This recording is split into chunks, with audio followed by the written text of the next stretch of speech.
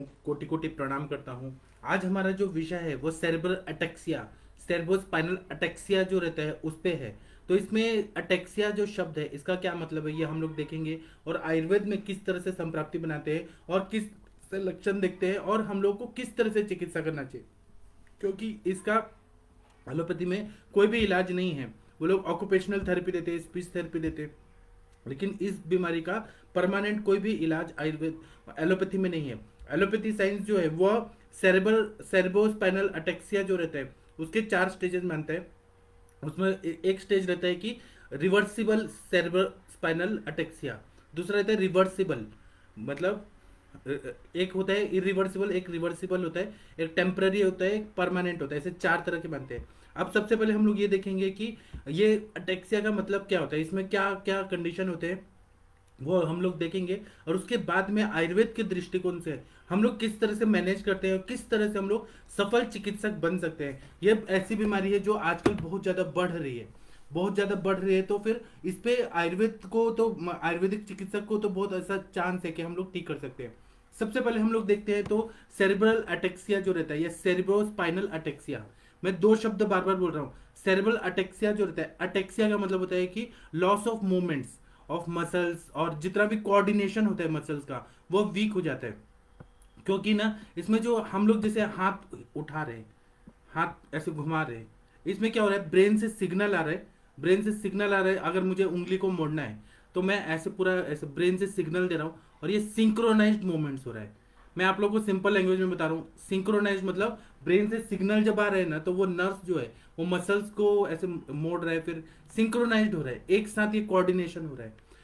तो मेन क्या है, प्राणो अर्ध मूर्धगा, जो हमारा जो मस्तुलुंग है, मतलब हमारा जो ब्रेन है वही सारा चीज कंट्रोल करता है।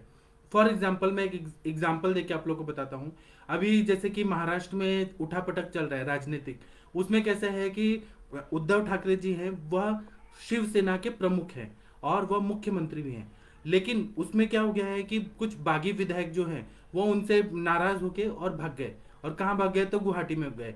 गुवाहाटी के बाद अब लोग वो गोवा में जा रहे हैं, और वो लोग नया सरकार बनाने के लिए बागी हो गए हैं।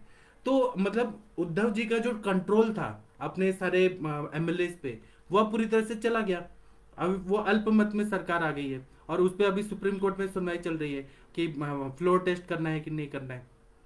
तो यहाँ पर जो कोऑर्डिनेशन है, मतलब उद्धव जी जो है मेन, उनका उनका जो कंट्रोल है वो जब लूज होता है, इसी तरह से हमारा शरीर में कुछ ना कुछ कारण से, मैं अभी हेतु बताऊंगा, कुछ ना कुछ कारण से जो ब्रेन का जो कोऑर्डिनेशन है वह अपने हाथों के मसल्स में, अपने ऑर्गन्स में, अपने लिम्स में अगर वो चला जाता है, तो चला जाता है तो एक तरह से विकृति आ जाती है, और वह कोऑर्डिनेशन ही नहीं रहता है, कंट्रोल ही नहीं रहता है। उसके वजह से दुष्परिणाम आते हैं। तो यह मैंने एग्जाम्पल से आप लोगों को बताया। अभी क्या है कि सोनिया गांधी कितनी स्ट्रिक्ट है, अगर, और वही मेन है, मेन बस सोनिया गांधी और राहुल गांधी, अगर उनके खिलाफ किसी ने भी बोला तुरंत वो वापस निकाल देते हैं कांग्रेस से। शरद पवार जी ने बोला सोनिया गांधी के खिलाफ कि विदेशी महिला क्यों प्राइम मिनिस्टर बनेंगी, तुरंत निकाल दिया गया, पार्टी से बर्खास्त। कोई इनके खिलाफ नहीं बोल सकता, मतलब कितना कंट्रोल पावर है। उनके खिलाफ जो भी बोलता है उसको तुरंत बर्खास्त कर दिया जाता है। इसको बोलते हैं कंट्रोल। आगे वो पार्टी का क्या होगा वो मुझे नहीं, मैं बस ये बताना चाहता हूँ कि ब्रेन का कंट्रोल जो रहता है वो अपने पूरे शरीर के अवयवों पे हर तरह से रहता है। और जो हमारा सेरेबेलम है वही पूरा ज्यादा कोऑर्डिनेट करके पूरा कंट्रोल करता है। अब यहाँ पे क्या होता है कि अटेक्सिया में जो रहता है ये कंट्रोल ही चला जाता है, इसको हम बात विकार ही बोलेंगे। इसमें क्या होता है कि disability with synchronize rapid alternate movements, इसमें ना जो सिंक्रोनाइज मूवमेंट जो रहता है बॉडी का उसमें डिसएबिलिटी आने लगती है, कंट्रोल पावर चला जाता है, मसल्स का टोन डिक्रीजेस, मसल्स का जो टोन है हमारा वो लूज पड़ जाता है, शिथिल हो जाता है पूरा। उसी तरह से while trying to move the limbs they jerk and shake, मतलब मुझे अपना हाथ उठाना है तो ये जर्क होगा, शेक होगा, ऐसे उसको झटके भी लगेंगे और जर्क भी आएगा और शेकिंग भी होगा, मतलब मैं अच्छे से उठा नहीं पा रहा हूँ, उसमें बलहीनता रहती है। इसी तरह से पैरों को करना है तो वो भी अच्छे से नहीं कर पाएगा। मतलब यहाँ पे शयात्मक संप्राप्ति भी है, और वीकनेस भी बहुत ज्यादा आ रही है, और कोऑर्डिनेशन भी नहीं हो पा रहा है। उसी तरह से क्या होता है कि यहाँ पे organs, muscles, limbs, joints loss their coordination, मतलब ऑर्गन्स का भी जो कंट्रोल है ब्रेन से वहां पे जैसे कि हम लोग सांस लेते हैं छोड़ते हैं, तो लंग्स का भी कंट्रोल है ब्रेन से ही है। वॉलेंटरली हो या अनवॉन्टेड वॉलेंटरली हो, श्वास तो हम लिया जाता है, जब हम ध्यान देते हैं तो वॉलेंटरली होता है, जब नहीं श्वास लेते तब भी सांस लेते रहते हैं, लेकिन ब्रेन का जो ऑटोनॉमिक नर्वस सिस्टम है वो तो कंट्रोल करके ही रखता है। इसी तरह से मसल्स है, पूरे शरीर के मसल्स हैं, उनका हम लोग जो भी मूवमेंट करते हैं वो भी ब्रेन से पूरा कनेक्टेड रहता है, वहां से सिग्नल मिलता है। लिम्स है, पैर हैं, जॉइंट्स हैं, ये सब का जो कोऑर्डिनेशन है वो पूरी तरह से बिगड़ जाता है। एक एग्जांपल देखिए कि हमारा जो भारत का डिफेंस सर्विसेज का है, वहां पे जो चीफ ऑफ आर्मी स्टाफ है, वो अगर कोई निर्णय लेते हैं कि हमें ये बॉर्डर पे यहाँ पे अटैक करना है, तो पूरा आर्मी के लोग ना दिमाग नहीं यूज करते हैं, बस अटैक करते हैं। मतलब इसका मतलब है कि कंट्रोल पावर का है तो चीफ ऑफ आर्मी स्टाफ, और तीनों सेनाओं के मुखिया कौन है, तो राष्ट्रपति हैं, और राष्ट्रपति के नीचे कौन है, प्राइम मिनिस्टर। राष्ट्रपति जो है वो एक तरह से रबर स्टैम्प की तरह रहते हैं, और जो प्राइम मिनिस्टर है वही डिसीजन लेते हैं, उनकी जो कैबिनेट डिसीजन लेती है वो राष्ट्रपति के थ्रू मान्य होके आता है। राष्ट्रपति भी कर सकते हैं, लेकिन भारत में राष्ट्रपति को उतना उतना अधिकार नहीं है जितना प्राइम मिनिस्टर को है। प्राइम मिनिस्टर एक सुप्रीम पावर होता है, वो राष्ट्रपति वो सुप्रीम पावर है, वो सेनाओं की चीफ है, लेकिन वो अपना डिसीजन नहीं ले सकते। जो भारत में जो गवर्नमेंट काम कर रही है वही डिसीजन लेती है। तो फिर क्या होता है कि उन लोगों ने कहा कि सुखोई जहाज है वो यहाँ अटैक करेगा, वो यहाँ पे ये करेगा, सर्जिकल स्ट्राइक करेगा, तो वो जो सैनिक है वो पूरी तरह से मानते ही हैं। इसी तरह से हमारे जो शरीर है वो अगर मेरे ब्रेन ने ऐसा सोचा, हमारा ब्रोकाज एरिया है और लिम्बिक सिस्टम है, उसने सोचा कि मुझे दौड़ना है तो मैं दौड़ूंगा, अगर सोचा कि मैं सोऊंगा तो मैं सोऊंगा, तो वो पूरा कोऑर्डिनेशन होता है, पूरा शरीर का कोऑर्डिनेशन होता है। इसमें सेरेब्रल अटेक्सिया में क्या होता है, सेरेब्रोस्पाइनल अटेक्सिया, स्पाइन का भी उसमें इन्वॉल्वमेंट रहता है, स्पाइनल नर्व्स का भी रहता है, सेरेबेलम का भी रहता है, वो कोऑर्डिनेशन ही चला जाता है। अगर वो कंट्रोल करना चाहे तो नहीं होगा, उसमें कोऑर्डिनेशन ही नहीं होगा। इसी तरह से the problem appears in movement of eye, आंखों को ऊपर नीचे करना, साइड में करना, देखना, और फिर साइट, ऐसे हम लोग जो चीज देख रहे हैं वो उसको ब्रेन तक लेके जाना, ये सब भी कोऑर्डिनेशन चला जाता है। आर्म्स, हैंड और लेग्स, इसका भी कोऑर्डिनेशन चला जाता है।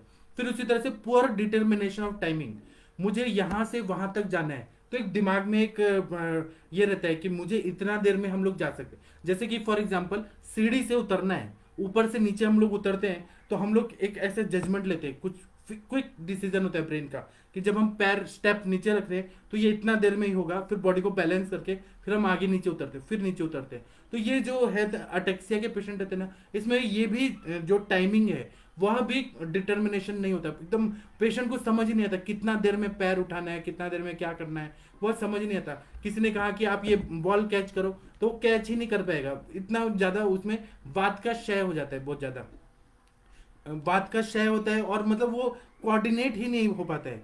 उसी तरह से क्या होता है कि डिफिकल्टी इन swallowing फूड, खाना खाने में भी तकलीफ होने लगती है। अब इसको हम ये नहीं बोलेंगे कि मांस धातु ही इन्वॉल्वमेंट है, इसमें मज्जा धातु भी इन्वॉल्वमेंट है, इसमें अस्थि धातु भी इन्वॉल्वमेंट है, इसमें संधि भी इन्वॉल्वमेंट है। पूरी तरह से जो बड़े बड़े जो धातु हैं हमारे, मतलब मांस धातु, अस्थि धातु, फिर मज्जा और शुक्र, इन सब का इन्वॉल्वमेंट रहता है। और इसको ऐसा बोलते हैं कि प्रोग्रेसिव डिजेनरेटिव डिसऑर्डर, मतलब ये धीरे बात की व्याधि, प्रोग्रेसिव, धीरे धीरे ये बढ़ते जाता है, और ज्यादातर ये बुढ़ापा जन्य, जरा जन्य व्याधि होती है। ये यंग लोगों को नहीं होती, ये बूढ़े लोगों को ही होती है। हाँ, अकाल जरा जब हो सकता है कि किसी को वायु का प्रकोप हो, स्ट्रेस बहुत ज्यादा है, काम अशोक भयाद वायु, बहुत ज्यादा स्ट्रेस है, बहुत ज्यादा डिप्रेशन में, शोक में है बहुत ज्यादा, तो उनका वायु का प्रकोप इतना ज्यादा हो गया, इतना ज्यादा हो गया है कि डिप्रेशन की वजह से ये अकाल जरा, मतलब बिना टाइम के जल्दी ये जरा आती है, तो 40 साल के बाद भी ये होने का चांसेस रहता है। लेकिन नॉर्मली ऐसे हमारे बुक्स में लिखा है कि या 90 प्लस ऐसे होता है, लेकिन आजकल ये बीमारी बहुत ज्यादा बढ़ रही है। बच्चों को भी ये होता है सेरेब्रल अटेक्सिया। बच्चों में क्यों होता है, तो उसमें ये होता है कि अगर फोर्सेप डिलीवरी हुआ, उसमें वायु का प्रकोप हो गया, ट्रॉमा हो गया, इंजरी हो गया, और उसकी वजह से वायु का प्रकोप हुआ और उसका इफेक्ट बच्चों में आया, या सेरेब्रल पाल्सी हुआ। सेरेब्रल पाल्सी में ये हो गया कि बच्चे ने पॉटी किया, माँ के पेट में ही पॉटी किया और उसको ले लिया, पी लिया, तो जो पॉइजन गया बॉडी में, जो मिकोनियम स्टेन्ड एमोनियाटिक फ्लूइड जो बोलते हैं, उसके वजह से ब्रेन में इन्फेक्शन हुआ और उसकी वजह से सेरेब्रल अटेक्सिया ऐसा बीमारी हो गया, ये भी हो सकता है। तो मतलब इसके कॉजेज, पॉइजनिंग के भी कॉजेज हो सकते हैं। कोई पॉइजन किसी ना किसी तरह से चला गया, ट्रॉमा हो गया, फिर इन्फेक्शन हो गया। इन्फेक्शन कोई भी स्टेज में कभी भी हो सकता है, लेकिन ये जो नॉर्मल अगर हम लोग देखेंगे तो यह ओल्ड एज की बीमारी है। और भी हम इस पर चर्चा करेंगे, पहले आप लोग सुनिए। इसी तरह से फ्रीक्वेंट स्टम्बलिंग होता है। इंसान जो कोई भी काम करना है, उठना बैठना चलना फिरना, उसमें ये ना कांपते रहता है बहुत ज्यादा। अनस्टेडी गेट, मतलब ये जो चाल ढाल है ना पेशेंट का, वो पूरी तरह से बिगड़ जाता है। कांपते हुए लकड़ी के सहारे भी ऐसे ऐसे चलते रहेगा, उसका कोऑर्डिनेशन भी नहीं रहेगा बुढ़ापे के साथ। इसी तरह से डिजीनेस विद सीवियर हेडेक होता है। उसको आंखों के आगे अंधेरा छाता है, कुछ समझ नहीं आता है, कंफ्यूजन की स्टेज रहती है, सर दर्द बहुत ज्यादा रहता है। उसी तरह से थकावट, जो बोलते हैं श्रम और क्लम, मानसिक थकावट को क्लम बोलते हैं और शारीरिक थकावट को श्रम बोलते हैं। तो इसमें फटीग बहुत होता है और मसल्स जो है वो कुछ काम नहीं कर पाते हैं, और इसमें बैलेंस नहीं हो पाता है। इंसान जो भी अपने आप को बैलेंस करने का कोशिश करता है वो नहीं हो पाता है। कोऑर्डिनेशन का लैक होता है, लैक ऑफ कोऑर्डिनेशन, ऐसा सिम्टम्स आ जाता है। तो इसमें ऐसा बताया जाता है, मॉडर्न साइंस में ऐसा बताया जाता है कि ये 3 टाइप का होता है। एक एक्वायर्ड सेरेब्रोस्पाइनल अटेक्सिया होता है, एक जेनेटिक कॉज से होता है, एक इडियोपैथिक कॉज से होता है। जो एक्वायर्ड होता है वह विटामिन डेफिशिएंसी की वजह से हो सकता है। विटामिन डेफिशिएंसी का मतलब है कि विटामिन बॉडी में जा नहीं रहा है या उसका एब्सॉर्प्शन नहीं हो पा रहा है। अगर फूड में हम लोग दे रहे हैं लेकिन उसका एब्सॉर्प्शन नहीं हो रहा है। दूसरा बताया जाता है कि इन्फेक्शन हो सकता है, ट्रॉमा हो सकता है, अल्कोहल बहुत ज्यादा सेवन किया है उसकी वजह से हो सकता है, ड्रग के वजह से हो सकता है, ड्रग एब्यूज ऐसे कंडीशन हो सकते हैं, या कैंसर की वजह से सेरेब्रल अटेक्सिया, सेरेब्रोस्पाइनल अटेक्सिया ये कंडीशन हो सकती है। जेनेटिक कॉज तो वो जीन्स से ही आता है।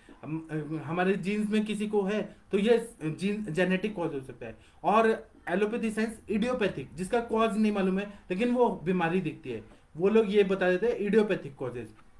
अब इसमें हम लोग, अभी आप लोगों ने इतना समझ लिया कि अटेक्सिया का मतलब है कि लॉस ऑफ कंट्रोल। जैसे कि शिवसेना प्रमुख, मैं एग्जांपल से बोल रहा हूँ, मुझे शिवसेना बहुत पसंद है और उद्धव ठाकरे जी भी बहुत पसंद है, सबसे सॉफ्ट नेता है और मैं उनको रिस्पेक्ट करता हूँ। लेकिन मैं बस समझाने के लिए आप लोगों को बता रहा हूँ कि उद्धव ठाकरे जी का जैसे अपना कंट्रोल चला गया शिवसेना पे, और वो ऐसी परिस्थितियां बनी कि कंट्रोल ही चला गया।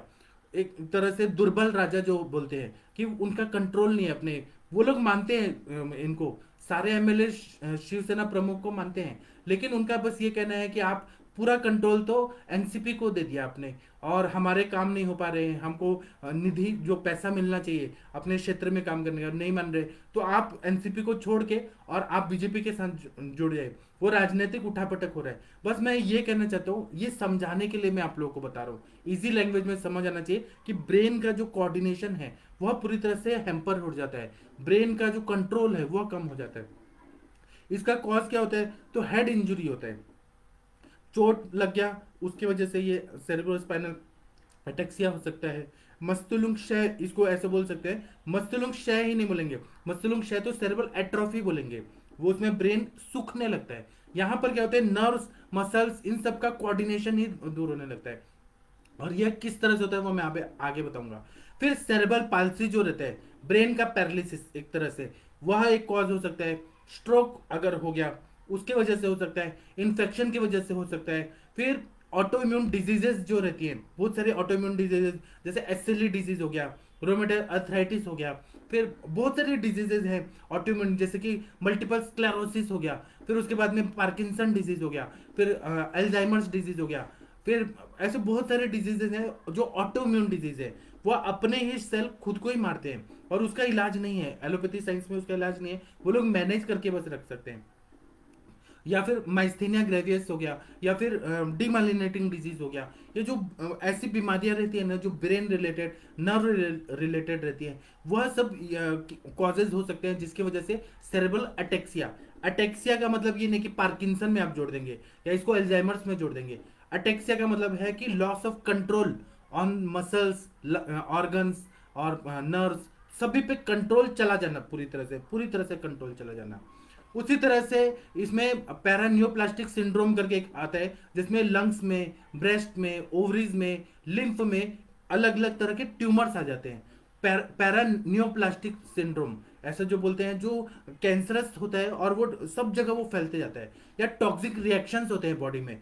उसी तरह से ट्यूमर्स की वजह से, बिनाइन ट्यूमर भी हो सकते हैं ब्रेन के कोई भाग में, ब्रेन ट्यूमर, या फिर मैलिग्नेंट ट्यूमर भी हो सकते हैं, इसकी वजह से अटेक्सिया हो जाता है। मतलब फिर वो ब्रेन का कंट्रोल है वो पूरी तरह से लूज होने लगता है। इसी तरह से अल्कोहल एंड ड्रग एडिक्शन, इसके वजह से सेरेब्रोस्पाइनल अटेक्सिया हो सकता है। या कोई कोई मेडिसिन का साइड इफेक्ट, अगर बहुत दिन तक कोई एलोपैथी की दवाइयां ली जा रही हैं और उनके साइड इफेक्ट्स हो रहे हैं बहुत ज्यादा बॉडी में, उसकी वजह से सेरेब्रोस्पाइनल अटेक्सिया हो जाता है, और ये मॉडर्न साइंस खुद एक्सेप्ट करता है। इस तरह से पॉइजनिंग, पॉइजन का उसके वजह से ये डैमेज करता है बहुत जगह। उसी तरह से डेफिशिएंसीज जो हो जाती है, विटामिन की डेफिशिएंसी, थायमिन्स की डेफिशिएंसी, उसकी वजह से हो सकता है। अब हम लोग इसको देखते हैं कि सेरेबेलम जो है, सेरेबेलम जो है वह अपने शरीर के मूवमेंट और कोऑर्डिनेशन को, जिसको हम लोग स्मॉल ब्रेन भी बोलते हैं, सेरेब्रम और सेरेबेलम, तो यहाँ सेरेबेलम में होता है जो कोऑर्डिनेशन, मूवमेंट्स और ये सब शरीर को कंट्रोल करता है,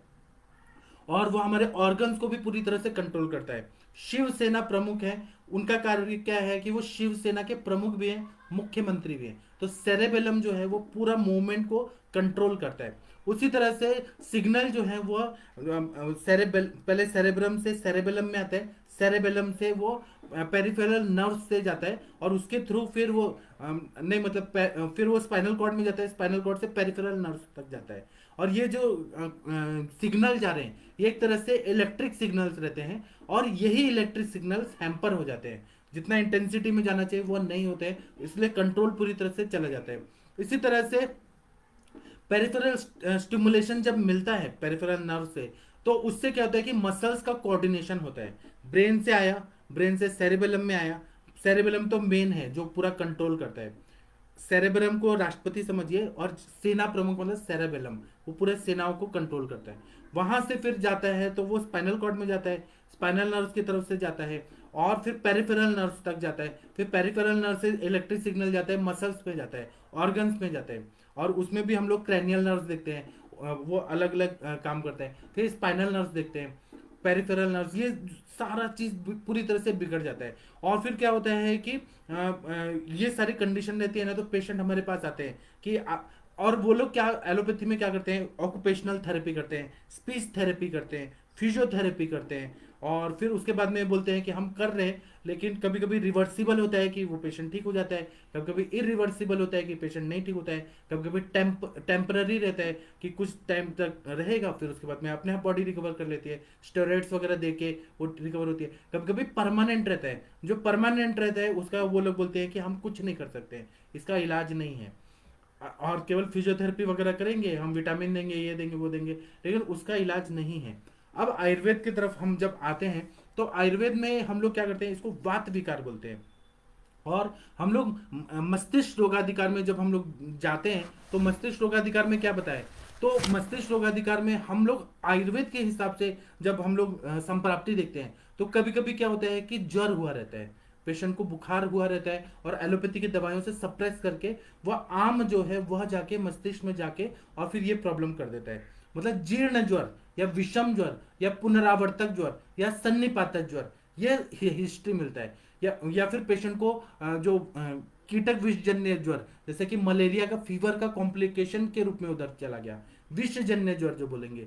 उसी तरह से डेंगू फीवर की वजह से, फिर उसके बाद चिकनगुनिया की वजह से, या कोई ना कोई ज्वर का हिस्ट्री है, या फिर पेशेंट को मीजल्स हुआ है, चिकन पॉक्स हुआ है, स्मॉल पॉक्स हुआ है, और उसका मैनेज किया गया, लेकिन बॉडी से स्त्रोतस शुद्ध नहीं हुआ है, और वह जाके अस्थि धातु, मज्जा धातु, मांस धातु, शुक्र धातु, इन सबको दूषित कर देता है, और दुष्टि की वजह से पूरे जितने भी मज्जा व स्त्रोतस है उसमें ये विकृत स्वरूप से होने लगता है। तो कोऑर्डिनेशन, और हम लोग जब बोलते हैं वायु यंत्र तंत्र धरा, यही वायु यंत्र तंत्र धरा जो ये शब्द है, तो यही वायु का यंत्र और तंत्र को धारण करने वाला, सारा कार्य करने वाला, वह सब बिगड़ जाता है।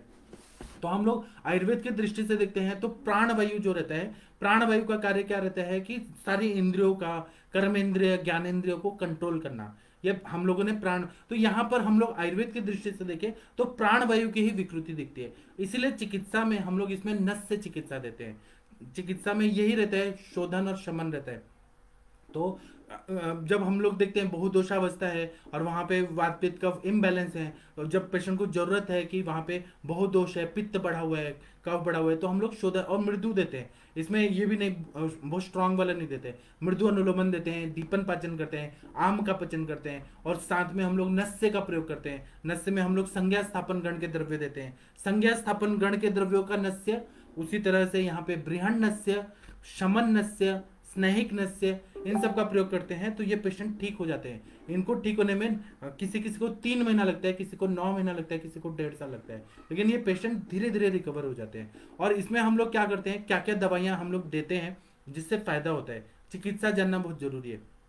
तो हम इसमें शमन द्रव्यों में बहुत सारी दवाइयां मैं बता देता हूँ, जो आप लोग का प्रयोग करेंगे तो बहुत अच्छा फायदा होगा। जो भी मैं बता रहा हूँ मेरे आदरणीय गुरुजी वैद्य समीर जमदग्नि सर जी के नोट से बता रहा हूँ। यह नोट्स जो है या मेरे पास है, या मैं आप लोगों को दे दूंगा, जो सेरेब्रो स्पाइनल अटेक्सिया पे बहुत अच्छे से सर ने हमें बताया है।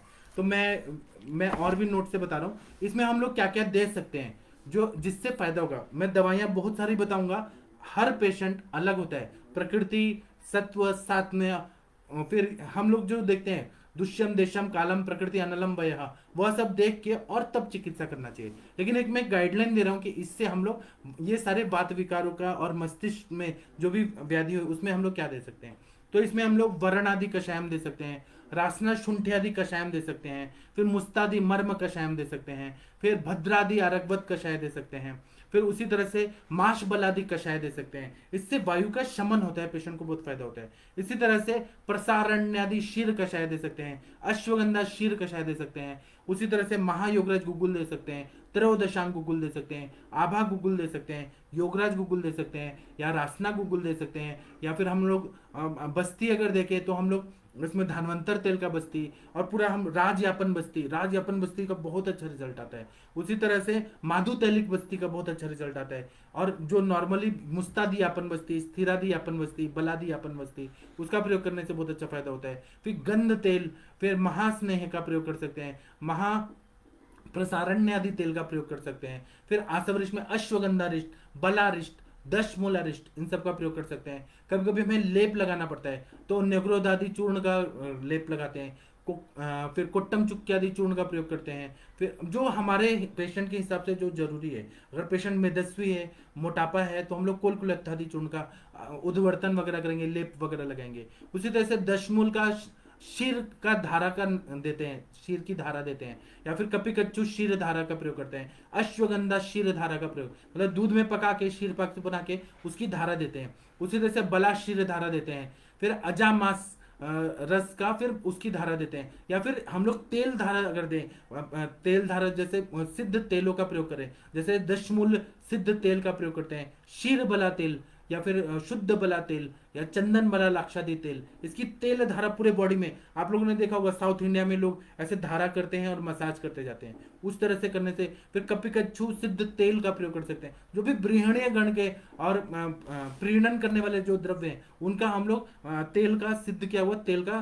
धारा करते हैं, बहुत अच्छा फायदा होता है। इसी तरह से अभ्यंग करते हैं तो धन्वंतर कुजम्बू का, यहाँ पे वायु का शमन करना है तो इसलिए धन्वंतर कुजम्बू, कुजम्बू का मतलब है कि तेल और घी मिक्स करके बनाया हुआ जो मेडिसिन रहता है। कार्पस हस्त्यादि कुजम्बू का प्रयोग कर सकते हैं, प्रसारण्य आदि तेल का प्रयोग कर सकते हैं, पंच स्नेहम का अभ्यंग करा सकते हैं, माश तेलम प्रभंजनम तेलम का प्रयोग कर सकते हैं, महामाश तेल का, बलाश्वगंधादि लाक्षादि तेल का प्रयोग कर सकते हैं, लाक्षादि तेल का प्रयोग कर सकते हैं, बलाश्वगंधादि लाक्षादि तेल, कार्पस इत्यादि तेल, शीर बला तेल। इसी तरह से शिरोधारा बहुत अच्छा फायदा करता है, शिरो पीछू करना और शिरोधारा। मैंने ऐसे सेरेब्रल अटेक्सिया के पेशेंट को जब मैंने शिरो बस्ती कराया तो आप लोग विश्वास नहीं करेंगे, हर 3 दिन में 1 लीटर तक तेल एब्जॉर्ब हो रहा था, इतना ज्यादा उनमें रुक्षता था।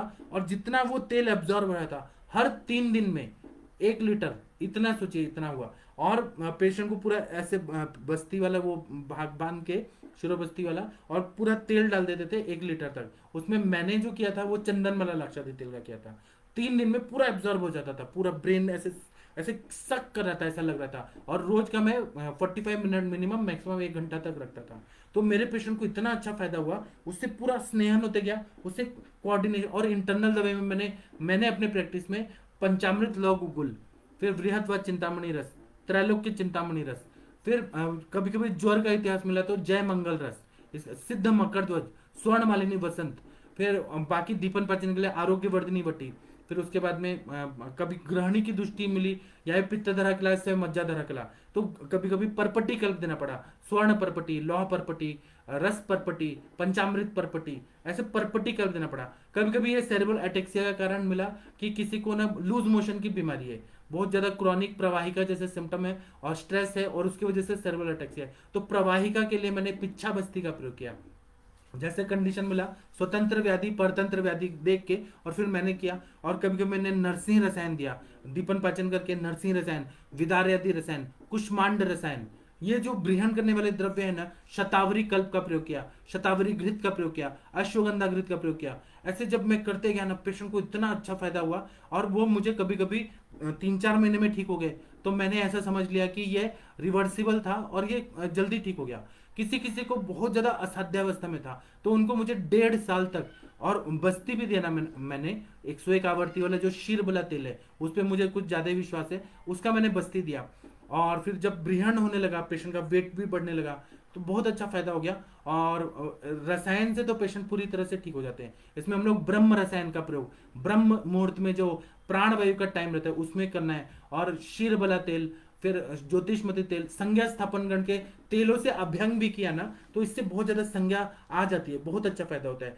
कभी कभी तेल द्रोणी में बिठाना पड़ता है, जैसे कि चंदनबला लाक्षादी तेल या शीरबला तेल के तेल द्रोणी में डाल के और पेशेंट को बिठा दीजिए। 100 लीटर तक तेल करके टब में डाल के और पेशेंट को ऐसे बैठा दीजिए। तेल एब्जॉर्ब होता है, जैसे जैसे तेल एब्जॉर्ब वायु का शमन होता है, ब्रीहण होता है, और ब्रीहण होने के बाद फिर पेशेंट को कोऑर्डिनेशन आने लगता है, वजन भी बढ़ता है, बहुत अच्छा फायदा होता है। और आयुर्वेद जो सेरेब्रोस्पाइनल अटेक्सिया में जो काम करता है वहां कोई भी नहीं कर सकता है। बस्ती का रोल बहुत ही अच्छा है, मात्रा बस्ती का प्रयोग करिए। अगर आप लोग निरू देना चाहते हैं तो रासना हिरण मुलादी क्वाद कर दीजिए, निर्गुंडी क्वाद कर दीजिए, दशमूल क्वाद कर दीजिए, आपके पास जो अवेलेबल है बात शमक द्रव्य उनका प्रयोग करिए। पेशेंट, आप लोग विश्वास नहीं करें, पेशेंट पूरी तरह से ठीक हो जाते हैं।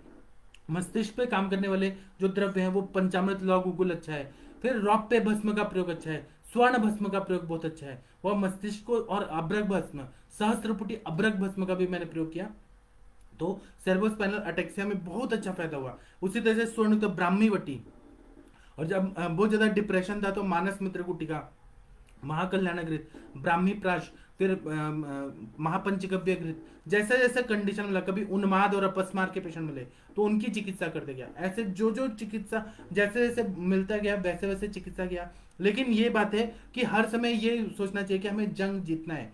अब किसी ने अटैक कर दिया, चाइना ने अटैक कर दिया और पहले ही हार गए कि हम तो जीत पाएंगे नहीं, उनके पास इतना है, तो फिर कभी जंग नहीं जीत सकते हैं। आयुर्वेद के चिकित्सक को ना पहले ही से पॉजिटिव सोचना चाहिए कि हम ये पेशेंट को ठीक करना है, तो जंग जीतना है, तो उसके लिए जो जो चीज जरूरत है वह सब हम करेंगे, लेकिन स्टेप बाय स्टेप करेंगे।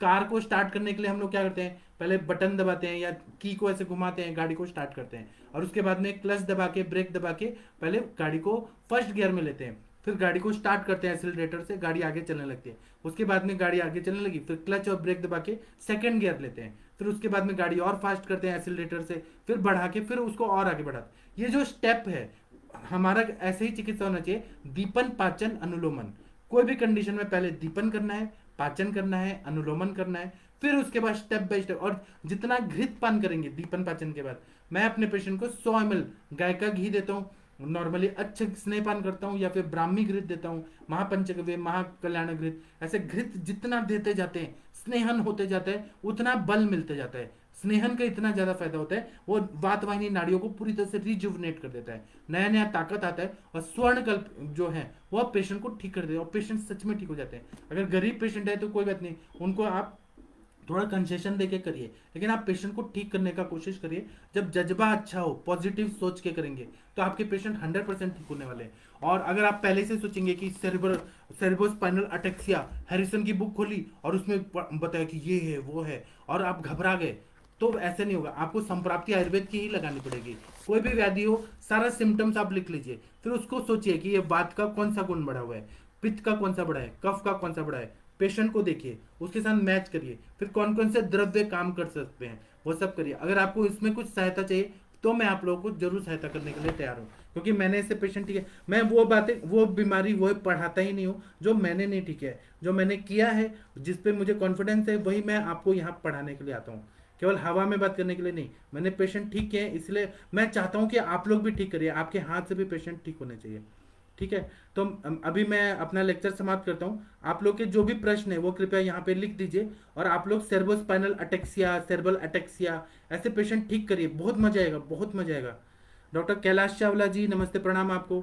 डॉक्टर सविता जी नमस्ते प्रणाम आपको। डॉक्टर आलोक कुमार जी नमस्ते प्रणाम आपको। डॉक्टर प्रशांत वाघेला जी नमस्ते प्रणाम आपको। मैंने शिवसेना का इसलिए उदाहरण दिया कि कोई किसी को बुरा ना लगे, मैं बस आप लोग को समझाने के लिए किया, लेकिन मुझे शिवसेना बहुत अच्छी पार्टी लगती है। शिवसेना ने बहुत अच्छा किया। बॉम्बे पुणे एक्सप्रेसवे किसने बनाया था? मतलब भारत में सबसे पहला एक्सप्रेसवे शिवसेना ने बनाया था। बाला साहब ठाकरे और अटल बिहारी वाजपेयी, इनकी जब गवर्नमेंट थी तो नितिन गडकरी जी यहाँ पे ये मिनिस्टर ट्रांसपोर्ट मिनिस्टर थे, तो उनको टेंडर मिला था किसी कंपनी को, तो उसके हाफ रेट पे नितिन गडकरी जी ने बोला कि मैं बना के दिखाऊंगा। तो हाँ, वो मिला था इनको, धीरू भाई अंबानी को मिला था। मतलब जो उनका रिलायंस था उनको मिला था ठेका। तो नितिन गडकरी जी गए धीरू भाई अंबानी जी के पास और बोले मैं Pune Mumbai expressway half rate पे बना के दूंगा। तो वो बोले कि आप बना के दीजिए। तो उन्होंने सच में बना के दिया, और इतना अच्छा क्वालिटी का मुंबई पुणे एक्सप्रेसवे नितिन गडकरी का है ना, शिवसेना का कुछ कुछ चीज इतना बढ़िया है ना कि क्या बताएं। आज जो परिस्थिति है वो समय बदल जाता है, किसी का टाइम खराब होता है, लेकिन सच में शिवसेना ने बहुत अच्छा काम किया है। आप लोगों को मालूम नहीं है, यहाँ पे 10 रुपए का खाना मिलता है, शिवसेना ने ऐसा किया है, मतलब शिवनेरी थाली करके, और इतना बढ़िया काम किया है, गरीब लोगों के लिए बहुत अच्छा काम किया है। लेकिन आज उनका कंट्रोल चला गया, इसलिए मुझे बताने के लिए आपको बताना पड़ा कि सेरेब्रल अटेक्सिया में ऐसी ही कंडीशन होती है, कंट्रोल पावर चला जाता है, ये कंडीशन रहती है। ठीक है। डॉक्टर प्रशांत वाघेला जी नमस्ते प्रणाम आपको। डॉक्टर जयदेव सिंह जी नमस्ते प्रणाम आपको। डॉक्टर अभिलाषा जी नमस्ते प्रणाम आपको। डॉक्टर प्रियंका राजपूत जी नमस्ते प्रणाम आपको। प्रियंका जी नमस्ते, आप बहुत अच्छे अच्छे पेशेंट ठीक कर रही हैं, ऐसा मैंने सुना है, आप बहुत अच्छा करने वाली हैं। डॉक्टर देवेंद्र पाटिल जी नमस्ते प्रणाम आपको। डॉक्टर कमल शर्मा जी नमस्ते प्रणाम आपको। डॉक्टर उग्रसेन जी नमस्ते प्रणाम आपको। मैं आप लोगों को ना जितने भी चैलेंजिंग केसेस बताता हूँ, आप लोग के पास जब भी आए ना, तो आप लोग ऐसा मत बोलिएगा कि हमें नहीं ठीक करना है, आप करेंगे। सविता जी बोल रही हैं how to treat seizure get in CP. एक मिनट रुकिए, ये स्क्रॉल करके नीचे लाता हूँ, एक मिनट रुकिए। हेतु प्रीटर्म डिलीवरी, एक मिनट रुकिए, ये पता नहीं क्यों नीचे जा रहा है। And cerebral asphyxia treatment given. हाँ, तो इसमें आपको क्या करना है, सेरेब्रल पाल्सी है ना, तो ट्रीटमेंट गिवन पंचामृत लो गुगुल। एक मिनट, ये पता नहीं क्यों नीचे जा रहा है।